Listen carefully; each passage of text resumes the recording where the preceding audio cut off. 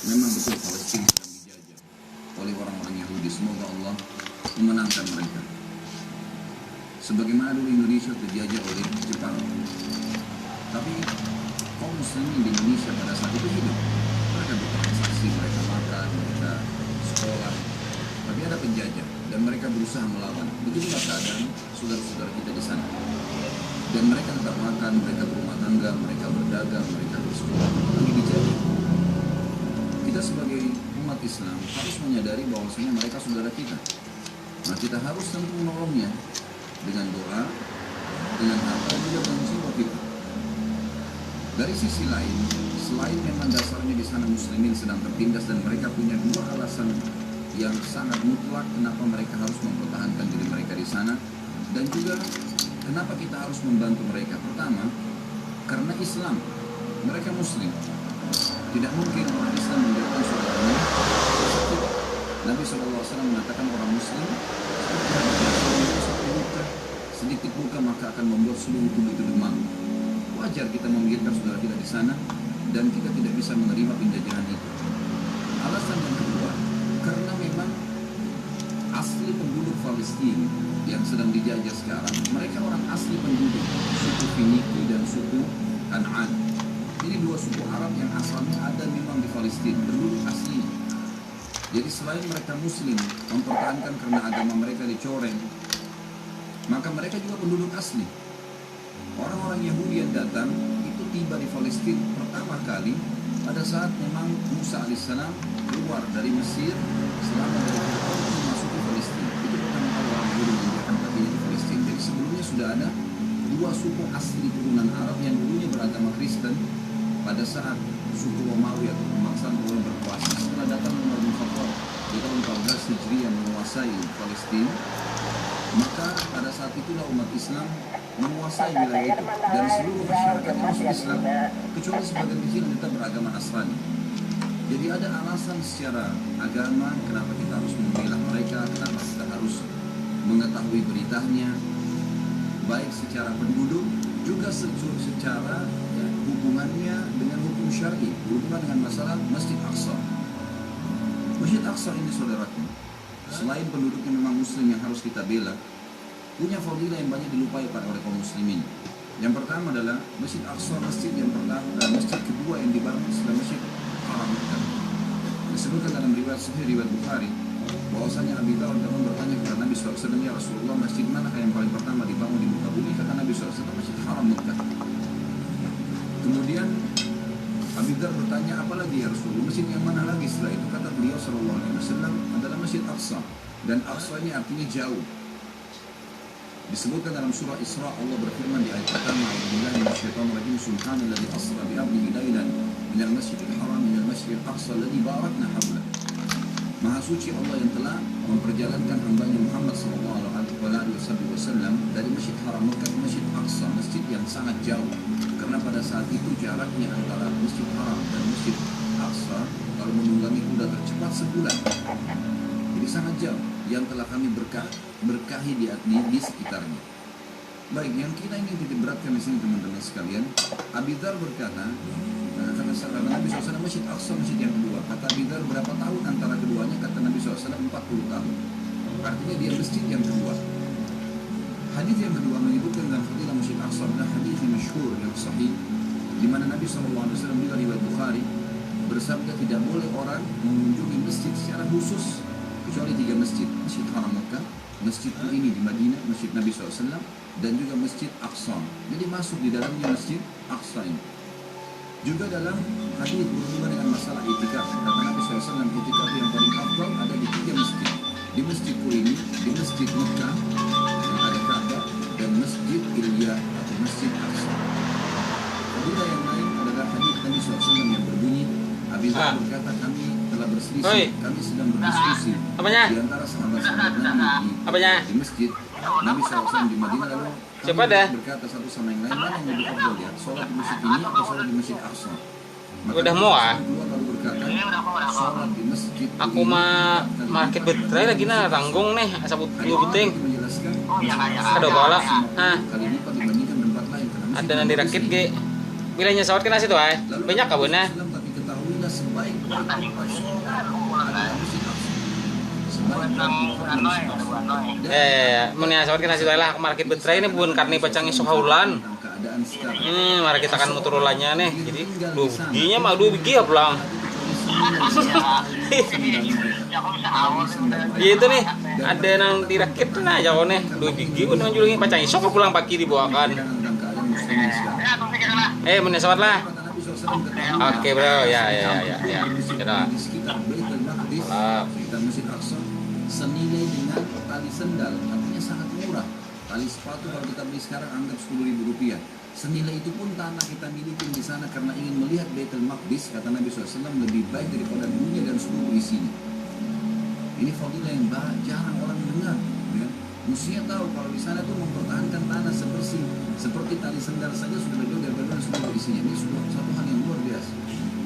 Hadits yang lain juga berbunyi kata Nabi SAW, waktu ditanya oleh Maimunah radhiyallahu anha, istri Nabi SAW dari turunan Yahudi Quraisy, ada yang mengatakan hamba sahaya Nabi SAW. Dia mengatakan, ya Rasulullah, beritahukan kepada kami tentang Baitul Maqdis. Kata Nabi SAW, sholatlah kalian semua ke sana, karena sholat di sana sama dengan 1000 dibandingkan tempat lain. Hadis ini lebih kuat daripada tadi 250 kali lipat, karena itu hadisnya hasan, ini hadisnya sahih. Berarti dari hadis ini kata ulama hadis menandakan kemungkinan besar Masjid Nabawi itu adalah 4.000 bukan cuma 1.000. Karena kalau kita berpegang juga pada hadis tadi, sholat di masjid ini 4 kali lipat dibandingkan masjid ini. Berarti menandakan hadis ini Masjid Aqsa berarti Masjid Nabawi 4.000, atau memang dasarnya Masjid Aqsa dan Masjid Nabawi sama 1.000. Ringkas cerita dia punya fadilah, kata Nabi, karena sholat di dalamnya sama dengan 1.000 dibandingkan tempat lain. Kata Maimunah radhiyallahu anha, lalu bagaimana dengan orang yang tidak mampu ya Rasul, tidak bisa ke sana? Kata Nabi SAW, dia minimal menyumbang minyak untuk menerangi Masjid Aqsa. Jadi orang zaman dulu pakai minyak untuk nyalakan api. Minimal menyumbang minyak, karena siapapun yang menerangi Aqsa sama pahalanya dengan sholat di dalamnya. Ini nggak ada di Masjid Haram, nggak ada di Masjid Nabawi fadilahnya. Ada yang lebih agung lagi fadilah yang luar biasa, adalah hadis Nabi SAW yang berbunyi, dan ini hadis sahih.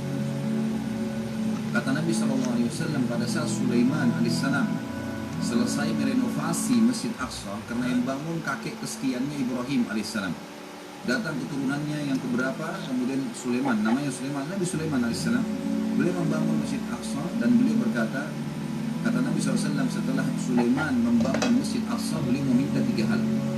Yang pertama, minta agar seluruh hukum yang dia terapkan di masyarakatnya sesuai dengan hukum Allah, dan Allah telah memberinya. Jadi walaupun wahyu belum turun, Sulaiman mengambil sebuah keputusan, berarti itu sudah hukumnya Allah, dan Allah mengijabah itu. Yang kedua, dia meminta agar kerajaan diberikan tidak layak untuk orang sesudahnya, dan Allah juga sudah memberikan. Dan ini yang ketiga fadilah yang banyak muslimin tidak tahu.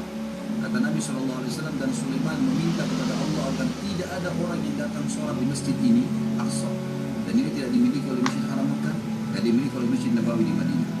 Kata Nabi SAW, Sulaiman meminta agar tidak ada siapapun yang datang ke masjid ini sholat, tidak ingin kecuali sholat walaupun sunnah, sholat tahiyat masjid misalnya 2 rakaat, kecuali setelah selesai sholat dia kembali seperti baru dilahirkan oleh ibunya, bersih dari dosa. Dan kita tahu fadilah ini hanya didapat pada saat orang sedang haji. Kata Nabi SAW, siapa yang haji tidak rafaf, mengucapkan kata-kata syahwat pada bukan pasangan halalnya, fusuk, menyentuh secara fisik, dan juga jidal, berdebat-debat di haji, maka dia pulang seperti baru dilahirkan oleh ibunya. Tapi Masjid Aqsa, saudara, kita sholat di sana sama dengan ya 1 kali sholat dibersihkan dosa seperti baru dilahirkan oleh ibu. Jadi makin banyak muslimin datang, makin menguatkan jiwa mereka. Satu sisi lagi, yang gitu. Dari sisi yang lain, sisi yang pertama kita sholat di sana fadilahnya besar. Sisi yang lain kita mengunjungi saudara kita muslim yang sedang tertindas. Sisi yang lain kita bisa mendapatkan fadilah menyumbang. Dalam Masjid Aqsa itu ada kotak yang dibentuk oleh Syu'un Islamiyah, di sana ada lembaganya sendiri, lembaga pemerintahan Palestina untuk membangun Masjid Aqsa. Jadi saya bilang sama jemaah saya, ini kotak, tinggal masukkan sumbangan langsung, tidak pakai ASN lagi. Ini masjidnya langsung. Sekitar masjid banyak janda-janda yang memang suaminya mati syahid, anak-anak yang orang tuanya mati syahid, bisa disumbang, bisa dibantu langsung. Saya bertemu dengan satu orang bapak, mungkin sudah 80 tahun. Dia menjual gambar Masjid Aqsa sambil dia mengatakan, "Akhi, saya punya anak 10 dan saya biayai mereka. Dari uang beli gambar ini $1." Jadi kesempatan membantu mereka, kesempatan membantu mereka. Sisi yang lain lagi, bisa kita niatkan untuk riba. Riba ini dalam hadis sahih riwayat Imam Muslim, kata Nabi SAW, "Ribatu yawman fisabilillah khairu minad dunya wa ma fiha." Riba itu mengikat diri di perbatasan antara muslimin dengan orang-orang penjajah, orang kafir di medan jihad lah. Dan seluruh Palestina sekarang lokasinya sama. Seluruh Palestina sekarang medan jihad, seluruhnya tidak terkecuali. Kenapa dijajah? Gitu kan? Maka dengan kita datang ke sana, kita bisa niat riba. Karena pada saat kami ke masjid dari hotel, alhamdulillah orang-orang muslim yang punya hotel, ada punya rumah makan di sana, ada sekolah. Pada saat kami ke Masjid Aqsa, memang di kiri kanan banyak polisi tentara Israel. Kita bisa niatkan riba, gitu. Kalau memang Allah Subhanahu wa Ta'ala takdirkan meninggal di sana, sudah ajalnya, itu luar biasa. Karena orang kalau terbunuh mati syahid di tangan ahli kitab, Yahudi dan Nasrani, pahalanya double syahadat.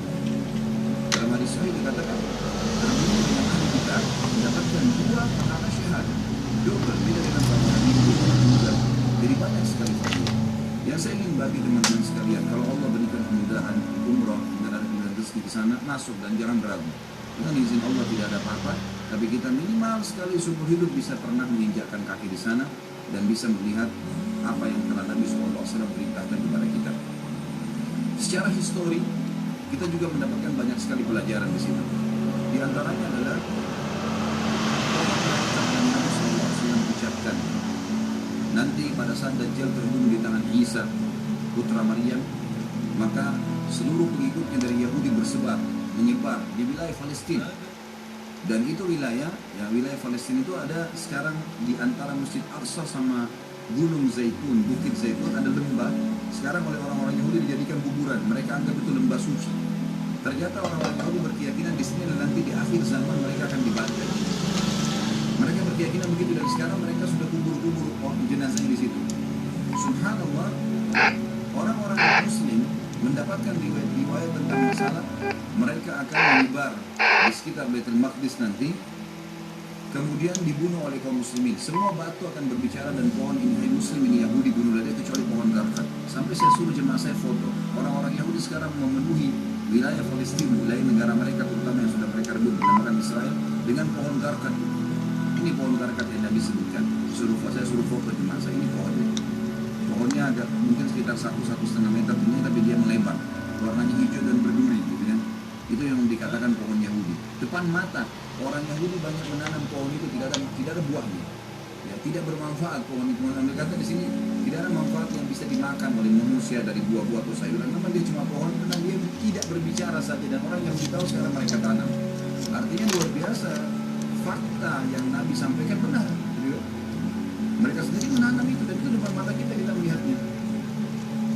Dari sisi yang lain juga banyak sekali histori sejarah di Palestina. Kita tahu nabi-nabi rata-rata di sana, Ibrahim, ya, Ishak, Yakub, Yusuf, Sulaiman, Daud. Ya. Itu semuanya memang ada di wilayah sana, dan memang sejarah itu sangat luar biasa kota itu. Dan kita tahu disitulah nanti Nabi Isa AS terakhir memimpin dunia dari wilayah Palestina, menyebarkan keadilan selama 40 tahun setelah Ya'juj wa Ma'juj terbunuh tentunya, dan Dajjal pun akan terbunuh di situ. Dan yang terakhir adalah teman-teman sekalian, ada hadis yang menyebutkan kalau Dajjal nanti di akhir zaman, akhir jalannya adalah ke wilayah Palestina, dan dia akan bermarkas di sebuah kota namanya Babulut. Subhanallah, saya tanya di sana orang Palestina asli yang kebetulan lagi naik, dia nyetir bus yang kami jalan. Saya tanya, akhi, di sini di Israel yang sudah direbut dulu Palestina, sekarang direbut dengan Israel, baik, ada nggak kota namanya Babulut? Dia bilang sama saya, dia nggak ngerti rupanya hadisnya. Dia cuma bilang bahwasanya memang betul Palestina sedang dijajah oleh orang-orang Yahudi. Semoga Allah memenangkan mereka. Sebagaimana dulu Indonesia dijajah oleh Jepang. Tapi kaum muslimin di Indonesia pada saat itu hidup. Mereka bertransaksi, mereka makan, mereka sekolah. Tapi ada penjajah dan mereka berusaha melawan. Begitulah keadaan saudara-saudara kita di sana.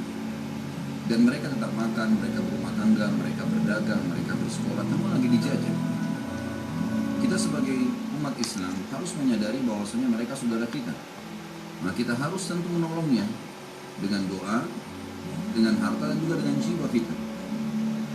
Dari sisi lain, selain memang dasarnya di sana muslimin sedang tertindas dan mereka punya dua alasan yang sangat mutlak kenapa mereka harus mempertahankan diri mereka di sana, dan juga kenapa kita harus membantu mereka. Pertama, karena Islam, mereka muslim. Tidak mungkin orang Islam membiarkan saudaranya tersakiti. Nabi SAW mengatakan orang muslim seperti satu jasad. Kalau satu luka, sedikit luka maka akan membuat seluruh tubuh itu demam. Wajar kita memikirkan saudara kita di sana dan kita tidak bisa menerima penjajahan itu. Alasan yang kedua, karena memang asli penduduk Palestina yang sedang dijajah sekarang, mereka orang asli penduduk suku Finiki dan suku Kan'an. Ini dua suku Arab yang asalnya ada memang di Palestina, penduduk asli. Jadi selain mereka muslim mempertahankan karena agama mereka dicoreng, maka mereka juga penduduk asli. Orang-orang Yahudi yang datang itu tiba di Palestina pada saat memang Musa alaihissalam keluar dari Mesir, selamat dari Fir'aun, lalu masuki Palestina. Itu pertama kali orang Yahudi menginjakkan kakinya di Palestina. Jadi sebelumnya sudah ada dua suku asli turunan Arab yang dulunya beragama Kristen pada saat suku Romawi atau pemangsaan Romawi berkuasa. Setelah datang Umar bin Khattab di tahun 14 Hijriah menguasai Palestina, maka pada saat itulah umat Islam menguasai wilayah itu dan seluruh masyarakatnya masuk Islam kecuali sebagian kecil yang tetap beragama Nasrani. Jadi ada alasan secara agama kenapa kita harus membela mereka, kenapa kita harus mengetahui beritanya, baik secara penduduk juga secara ya, hubungannya dengan hukum syar'i, hubungan masalah Masjid Aqsa. Juga saudara-saudaraku, selain penduduknya memang muslim yang harus kita bela, punya fadilah yang banyak dilupakan oleh kaum muslimin. Yang pertama adalah Masjid Aqsa, masjid yang pertama, masjid kedua yang dibangun setelah Masjid Haram Mekah. Disebutkan dalam riwayat Sahih riwayat Bukhari bahwasanya Abi Dzar bertanya kepada Nabi SAW, ya Rasulullah, masjid mana yang paling pertama dibangun di Mekah ini? Kata Nabi SAW, Masjid Haram Mekah. Kemudian Abi Dzar bertanya, apa lagi ya Rasulullah, masjid yang mana lagi? Setelah itu kata beliau SAW adalah Masjid Aqsa, dan Aqsa ini artinya jauh. Disebutkan dalam surah Isra, Allah berfirman di ayat pertama, A'udzubillahi minasyaitonirrajim, subhanalladzi asra bi 'abdihi lailan minal masjidil haram minal masjidil aqsa alladzi barakna hawlah. Maha suci Allah yang telah memperjalankan hambanya Muhammad SAW dari Masjid Haram Mekah ke Masjid Aqsa, masjid yang sangat jauh. Karena pada saat itu jaraknya antara Masjid Haram dan Masjid Aqsa kalau menunggangi kuda tercepat sebulan. Jadi sangat jauh yang telah kami berkahi di sekitarnya. Baik, yang kita ini titik beratkan di sini teman-teman sekalian. Abi Dzar berkata, kata Nabi SAW, Masjid Aqsa masjid yang kedua. Kata Abi Dzar, berapa tahun antara keduanya? Kata Nabi SAW, 40 tahun. Artinya dia masjid yang kedua. Hadis yang kedua menyebutkan dalam fadilah Masjid Aqsa adalah hadis yang masyhur yang sahih, di mana Nabi SAW bila riwayat Bukhari bersabda, tidak boleh orang mengunjungi masjid secara khusus kecuali 3 masjid: Masjid Haram Mekah, masjidku ini di Madinah, masjid Nabi SAW, dan juga Masjid Aqsa. Jadi masuk di dalamnya Masjid Aqsa ini. Juga dalam hadis berhubungan dengan masalah itikaf, kata Nabi SAW, itikaf yang paling afdal ada di 3 masjid. Di masjidku ini, di Masjid Mekah yang ada Ka'bah, dan Masjid Ilya atau Masjid Aqsa. Fadilah yang lain adalah hadis Nabi SAW yang berbunyi, Abi Dzar berkata, kami telah berselisih, kami sedang berdiskusi di antara sahabat-sahabat Nabi di masjid Nabi SAW di Madinah, lalu kami berkata satu sama yang lain, mana yang lebih afdal ya, sholat di masjid ini atau sholat di Masjid Aqsa? Maka Nabi SAW keluar lalu berkata, sholat di masjidku ini 4 kali lipat dibandingkan Masjid Aqsa. Hadis ini berarti menjelaskan Masjid Aqsa 250 kali lipat dibandingkan tempat lain, karena Masjid Nabawi 1000. Lalu kata Nabi SAW, tapi ketahuilah sebaik-baik tempat sholat adalah Masjid Aqsa. Sebaik-baik tempat sholat adalah Masjid Aqsa. Dan akan datang nanti satu waktu, ini seakan-akan Nabi SAW menceritakan tentang keadaan sekarang. Seseorang yang tinggal di sana tidak memiliki tanah lagi kecuali senilai dengan tali sendal mereka. Tali sendal mereka. Dan mereka tetap mempertahankannya karena ingin melihat Baitul Maqdis. Seperti menceritakan tentang keadaan muslimin sekarang. Lalu kata Nabi SAW, ketahuilah tanah sekecil itu pun di sekitar Baitul Maqdis, sekitar Masjid Aqsa, senilai dengan tali sendal, artinya sangat murah. Tali sepatu kalau kita beli sekarang anggap 10.000 rupiah. Senilai itu pun tanah kita miliki di sana karena ingin melihat Baitul Maqdis, kata Nabi SAW, lebih baik daripada dunia dan seluruh isinya. Ini fadilah yang jarang orang dengar. Ya. Mestinya tahu kalau di sana tuh mempertahankan tanah seperti tali sendal saja sudah lebih daripada seluruh isinya. Ini sudah satu hal yang luar biasa. Hadis yang lain juga berbunyi, kata Nabi SAW, waktu ditanya oleh Maimunah radhiyallahu anha, istri Nabi SAW dari turunan Yahudi Quraidah, ada yang mengatakan, hamba sahaya Nabi SAW. Dia mengatakan, ya Rasulullah, beritahukan kepada kami tentang Baitul Maqdis.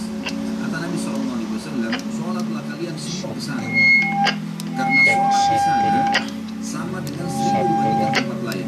Hadis ini lebih kuat daripada tadi 250 kali lipat. Itu hadisnya hasan, hadis yang sahih. Berarti dari hadis ini, kata ulama hadis, menandakan kemungkinan besar Masjid Nabawi itu adalah 4.000, bukan cuma 1.000. Karena kalau kita berpegang juga pada hadis tadi, sholat di Masjid Kuning 4 kali dibandingkan Masjid Ilya atau Masjid Aqsa, berarti menandakan dikuatkan dengan hadis yang kedua 1.000 ini di Masjid Aqsa, berarti Masjid Nabawi 4.000, atau memang dasarnya Masjid Aqsa dan Masjid Nabawi sama 1.000. Ringkas cerita dia punya fadilah, kata Nabi, karena sholat di dalamnya sama dengan 1.000 dibandingkan tempat lain. Kata Maimunah radhiyallahu anha, lalu bagaimana dengan orang yang tidak mampu ya Rasul, tidak bisa ke sana? Kata Nabi SAW, dia minimal menyumbang minyak untuk menerangi Masjid Aqsa. Jadi orang zaman dulu pakai minyak untuk nyalakan api. Minimal menyumbang minyak, karena siapapun yang menerangi Aqsa sama pahalanya dengan sholat di dalamnya. Ini nggak ada di Masjid Haram, nggak ada di Masjid Nabawi fadilahnya. Ada yang lebih agung lagi fadilah yang luar biasa. Adalah hadis Nabi SAW yang berbunyi, dan ini hadis sunnah. Kata Nabi SAW, pada saat Sulaiman alaihissalam selesai merenovasi Masjid Aqsa, karena yang bangun kakek kesekiannya Ibrahim alaihissalam, datang keturunannya yang keberapa, kemudian Sulaiman, namanya Sulaiman, Nabi Sulaiman alaihissalam, beliau membangun Masjid Aqsa, dan beliau berkata, kata Nabi SAW, setelah Sulaiman membangun Masjid Aqsa, beliau meminta 3 hal. Yang pertama, minta agar seluruh hukum yang dia terapkan di masyarakatnya sesuai dengan hukum Allah, dan Allah telah memberinya. Jadi waktu wahyu belum turun, Sulaiman mengambil sebuah keputusan, berarti itu sudah hukumnya Allah, dan Allah mengijabah itu. Yang kedua, dia meminta agar kerajaan diberikan tidak layak untuk orang sesudahnya, dan Allah juga sudah memberikan. Dan ini yang ketiga fadilah yang banyak muslimin tidak tahu. Kata Nabi SAW, dan Sulaiman meminta kepada Allah agar tidak ada orang yang datang sholat di masjid ini, Aqsa, dan ini tidak dimiliki oleh Masjid Haram Mekah, tidak dimiliki oleh Masjid Nabawi di Madinah. Kata Nabi SAW, Sulaiman meminta agar tidak ada siapapun yang datang ke masjid ini sholat, tidak ingin kecuali sholat walaupun sunnah, tahiyat masjid misalnya 2 rakaat, kecuali setelah selesai sholat dia kembali seperti baru dilahirkan oleh ibunya, bersih dari dosa. Dan kita tahu fadilah yang didapat pada saat orang sedang haji. Kata Nabi SAW, siapa yang haji tidak rafas, mengucapkan kata-kata syahwat pada bukan pasangan halalnya, fusuk, menyentuh secara fisik, dan juga jidal, berdebat-debat di haji, maka dia pulang seperti baru dilahirkan oleh ibunya. Tapi Masjid Aqsa, saudara, kita sholat di sana sama dengan ya 1 kali sholat dibersihkan dosa seperti baru dilahirkan oleh ibu. Jadi makin banyak muslimin datang, makin menguatkan jiwa mereka. Satu sisi lagi, yang gitu. Dari sisi yang lain, sisi yang pertama kita sholat di sana fadilahnya besar. Sisi yang lain kita mengunjungi saudara kita muslim yang sedang tertindas. Sisi yang lain kita bisa mendapatkan fadilah menyumbang. Dalam Masjid Aqsa itu ada kotak yang dibentuk oleh Syu'un Islamiyah, di sana ada lembaganya sendiri, lembaga pemerintahan Palestina untuk membangun Masjid Aqsa. Jadi saya bilang sama jemaah saya, ini kotak, tinggal masukkan sumbangan langsung, nggak pakai LSM lagi. Ini masjidnya langsung. Sekitar masjid banyak janda-janda yang memang suaminya mati syahid, anak-anak yang orang tuanya mati syahid, bisa disumbang, bisa dibantu langsung. Saya bertemu dengan satu orang bapak, umurnya mungkin sudah 80 tahun. Dia menjual gambar Masjid Aqsa sambil dia mengatakan, akhi, saya punya anak 10 dan saya biayai mereka. Dari uang, beli gambar yang $1. Jadi kesempatan membantu mereka. Sisi yang lain lagi, bisa kita niatkan untuk ribat. Ribat ini, dalam hadis sahih riwayat Imam Muslim, kata Nabi SAW, ribat yang fisabilillah. Ribat mengikat diri di perbatasan antara muslimin dengan orang-orang penjajah, orang kafir, di medan jihad lah. Dan seluruh Palestina sekarang lokasinya sama. Seluruh Palestina sekarang medan jihad, seluruhnya tidak terkecuali. Kenapa dijajah? Maka dengan kita datang ke sana, kita bisa niat ribat. Karena pada saat kami ke masjid dari hotel, alhamdulillah orang-orang muslim yang punya hotel, ada punya rumah makan di sana, ada sekolah. Pada saat kami ke Masjid Aqsa memang di kiri kanan banyak polisi tentara-tentara Israel. Kita bisa niatkan mereka, gitu. Kalau memang Allah Subhanahu wa Ta'ala takdirkan meninggal di sana sudah ajalnya, itu luar biasa. Karena orang kalau terbunuh mati syahid di tangan ahli kitab Yahudi dan Nasrani, pahalanya double syahadat. Dalam hadis sahih dikatakan terbunuh dengan ahli kitab mendapatkan 2 pahala syahadat. Double, beda dengan kalau orang Hindu, orang Buddha. Jadi banyak sekali fadilah. Yang saya ingin bagi teman-teman sekalian, kalau Allah berikan kemudahan umrah dan ada kemudahan rezeki di sana, masuk dan jangan ragu. Dengan izin Allah tidak ada apa-apa, tapi kita minimal sekali seumur hidup bisa pernah menginjakkan kaki di sana dan bisa melihat apa yang telah Nabi SAW perintahkan kepada kita. Secara histori, kita juga mendapatkan banyak sekali pelajaran di situ. Di antaranya adalah pohon darakat yang Nabi SAW ucapkan. Nanti pada saat Dajjal terbunuh di tangan Isa, putra Maryam, maka seluruh pengikutnya dari Yahudi bersebar, menyebar di wilayah Palestina. Dan itu wilayah Palestina itu ada sekarang di antara Masjid Aqsa sama Gunung Zaitun, Bukit Zaitun ada lembah. Sekarang oleh orang-orang Yahudi dijadikan kuburan, mereka anggap itu lembah suci. Ternyata orang-orang Yahudi berkeyakinan di sini nanti di akhir zaman mereka akan dibantai. Mereka berkeyakinan begitu dan sekarang mereka sudah kubur-kubur jenazah di situ. Subhanallah, orang-orang Muslim mendapatkan riwayat tentang masalah mereka akan menyebar di sekitar Baitul Maqdis nanti, kemudian dibunuh oleh kaum muslimin. Semua batu akan berbicara dan pohon ini hai muslim, ini Yahudi bunuh saja kecuali pohon Garfat. Sampai saya suruh jemaah saya foto. Orang-orang Yahudi sekarang memenuhi wilayah Palestina, wilayah negara mereka terutama yang sudah mereka rebut dinamakan Israel dengan pohon Garfat. Ini pohon Garfat yang Nabi sebutkan. Saya suruh foto jemaah saya. Pohonnya agak mungkin sekitar 1-1,5 meter tinggi, tapi dia melebar. Warnanya hijau dan berduri. Itu yang dikatakan pohon Yahudi. Depan mata orang Yahudi banyak menanam pohon itu, tidak ada buahnya. Ya, tidak bermanfaat pohon itu. Mereka kata di sini tidak ada manfaat yang bisa dimakan oleh manusia dari buah-buah itu saja. Tapi cuma pohon karena dia tidak berbicara saja dan orang Yahudi tahu sekarang mereka tanam. Artinya luar biasa, fakta yang Nabi sampaikan benar. Gitu. Mereka sendiri menanam itu dan itu depan mata kita melihatnya. Dari sisi yang lain juga banyak sekali histori sejarah di Palestina. Kita tahu nabi-nabi rata-rata di sana Ibrahim, ya, Ishak, Yakub, Yusuf, Sulaiman, Daud. Itu semuanya memang ada di wilayah sana dan memang secara sejarah itu sangat luar biasa kota itu dan kita tahu di situ dan nanti Nabi Isa alaihissalam terakhir memimpin dunia dari wilayah Palestina menyebarkan keadilan selama 40 tahun setelah Ya'juj Ma'juj terbunuh tentunya dan Dajjal pun akan terbunuh di situ. Dan yang terakhir adalah teman-teman sekalian, ada hadis yang menyebutkan kalau Dajjal nanti di akhir zaman, akhir jalannya adalah ke wilayah Palestina dan dia akan bermarkas di sebuah kota namanya Babulud. Subhanallah, saya tanya di sana orang Palestina asli yang kebetulan lagi naik, dia nyetir bus yang kami jalan. Saya tanya, akhi, di sini di Israel yang sudah dibuat di Palestina, sekarang dibuat di Israel, ada nggak kota namanya Babulud? Dia bilang misalnya, dia nggak ngerti rupanya hadisnya.